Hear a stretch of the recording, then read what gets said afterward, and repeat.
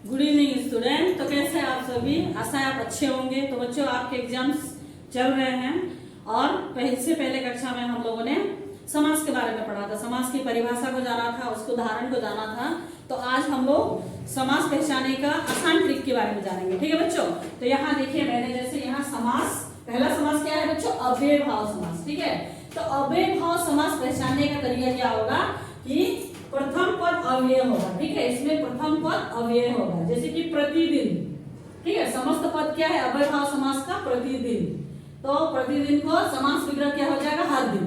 उसी प्रकार से दूसरा उदाहरण है घर घर। ठीक है बच्चों, तो घर घर का क्या होगा? जैसे हम लोग घर घर बोलते हैं, या इसका हम लोग समास विग्रह करेंगे, यानी कि अलग करेंगे, दो शब्दों को अलग करेंगे तो हो जाएगा हर घर। उसी प्रकार से तीसरा उदाहरण है यथाशक्ति। तो उसका समास विग्रह होगा शक्ति के अनुसार।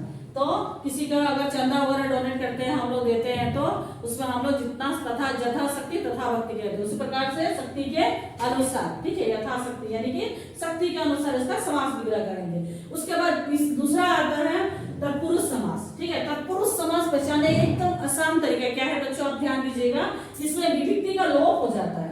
ठीक है, इसका विशेषता क्या है? इस समास विग्रह का, तत्पुरुष का विशेषता है का, में, से, के, द्वारा, के, लिए, को।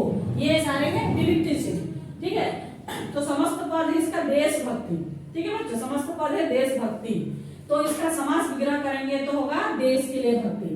आपको हमेशा याद रखना है कि के, लिए, से, में, इस प्रकार से द्वारा जिन शब्दों में प्रयोग किया जाएगा वो क्या हो जाएगा? आपका तत्पुरुष समास हो जाएगा बच्चों। ठीक है, वो होगा आपका तत्पुरुष समास। इसका पहचानने का आसान तरीका है कि जिनमें विभक्ति चिन्ह का प्रयोग हो रहा है वो है आपका तत्पुरुष समास। ठीक है, इसी प्रकार से हम दूसरे समास को भी जानेंगे बच्चों। दूसरा समास हो, तीसरा समास हो गया द्विगु समास। तो उसके बारे में हम लोग जानेंगे।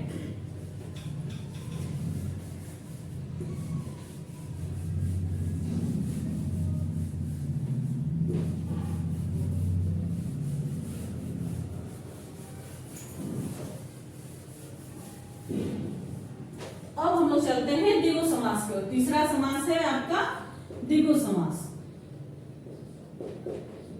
द्विगु, तीसरा है द्विगु।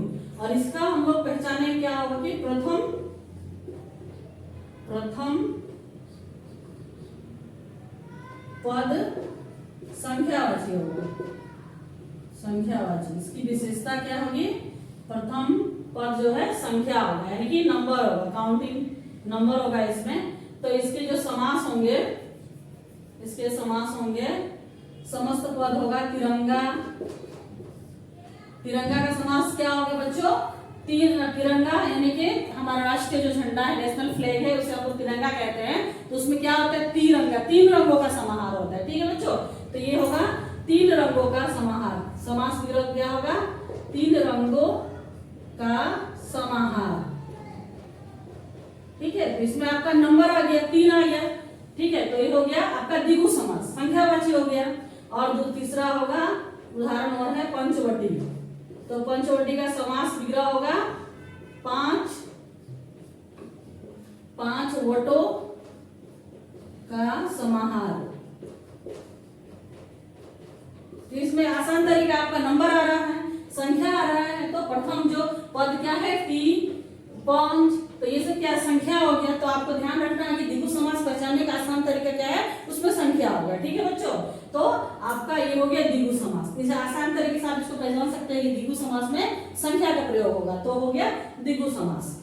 चौथा हो गया आपका, इसका आपका चौथा होगा आपका द्वंद्व समास। आपका हो गया द्वंद्व समास। ठीक है बच्चों, द्वंद्व में क्या होगा कि आपका विशेषता क्या होगा? और हो गया, तथा हो जाएगा, उसके बाद हो गया या। ठीक है बच्चों, तो इसका जो समस्त पद होगा बच्चों, हवा पानी, हवा पानी, उसके बाद माता पिता। तो इसका समास विग्रह होगा हवा और पानी, हवा और पानी। ठीक है बच्चों, उसके बाद इसका होगा माता और पिता, माता और पिता। उसी प्रकार से अन्य उदाहरण में होंगे लाभ, देश, ये हानि हानि तो लाभ हानि होगा, सुख दुख होगा, सुख के बीच में डेश का चिन्ह होगा, दुख होगा, सुख दुख, तो उसको हम लोग समास विग्रह करेंगे सुख और दुख। तो ये द्वंद्व यानी कि एक दूसरे के जो मतलब कमी नहीं है, दोनों ही बराबर महत्व रखते हैं द्वंद्व, इसीलिए इसे हम लोग और डालेंगे इसके बीच में, ठीक है। योजक चिन्ह के बीच में आपको और डालना है, ठीक है। द्वंद्व दोनों महत्वपूर्ण है, इसीलिए ये द्वंद्व समास है जिसमें और तथा और या का उसकी विशेषता बताता है, ठीक है बच्चों। तो ये हो गया द्वंद्व समास। तो बच्चों अब हम लोग कर्मधारय समास के बारे में पढ़ेंगे जिसमें प्रथम पद विशेषण होता है। आसान सा तरीका है बच्चों, ये आपका कर्मधारय समास पहचानने का जो तरीका है, नीलकंठ जो नीला कंठ है, तो नीला जो क्या है विशेषण है, तो या फिर उसके बाद महान लिखा हुआ, महापुरुष तो महान यानी कि आदमी की विशेषता बता रहा है, पुरुष का जो है विशेषता बता रहा है, कैसा ग्रेट है पर्सन है, महान पर्सन है, तो उसका आपका विशेषता बता, तो इसका समास विग्रह होगा महान है जो पुरुष, ठीक है बच्चों। और नीलकंठ का है नीला है जो कंठ, यानी कि कंठ कैसा है नीला है। तो आप आसान तरीके से आप कर्मधारय को पहचान सकते हैं कि ये जो विशेषण है उसको ही उसका पता चलता है, वही आपका कर्मधारय समास है। उसके बाद लास्ट आता है बहुब्रीहि समास, इसमें अन्य पद प्रधान होते हैं, यानी कि ना उत्तर पद प्रधान होता है ना पूर्व पद प्रधान होता है, ठीक है बच्चों। अन्य पद प्रधान होता है, जैसे कि ये समस्त पद है चक्रधर, तो चक्र धारण किया है जिसने, किसने धारण किया है विष्णु ने, यानी कि इसमें भगवान लोग का विशेषता का बारे में बताया जाता है, किस भगवान ने क्या ग्रहण किया है, कैसा कौन से भगवान का कैसा रूप है उसके बारे में यहाँ बताया जाता है, तो उसी ही हम लोग बहुब्रीहि समास कहते हैं। इसके बाद लंबोदर, लंबा है, लंबा उदर है जिसका, लंबोदर यानी कि उदर मतलब पेट, पेट किसका लंबा था गणेश भगवान का, ठीक है बच्चों। तो इसीलिए इस प्रकार से बहुब्रीहि समास में आपको ध्यान देना है कि भगवान का देवी देवताओं के बारे में आपको बताया जाएगा, तो हो गया आपका बहुब्रीहि समास हो गया, ठीक है बच्चों।